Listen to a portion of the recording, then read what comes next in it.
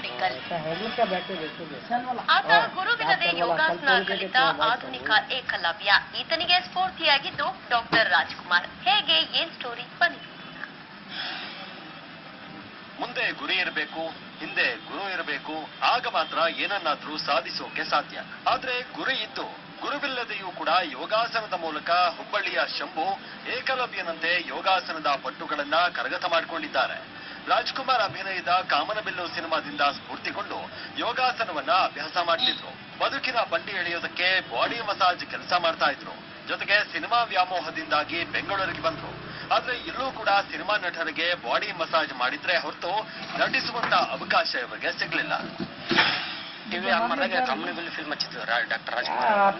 ಅವಾಗ ಯೋಗ ಸೀನಲ್ಲಿ ಮೊಬೈಲ್ ಆಮೇಲೆ ಯೋಗ ಪ್ರತಿಯೊಂದು ಅಂತ ಕಲಿಕ್ ಭಾಳ ತ್ರಾಸ ಪರ್ಫೆಕ್ಟ್ ಆಗಿ ಮಾಡಾಕುತ್ತೆ ಸರ್.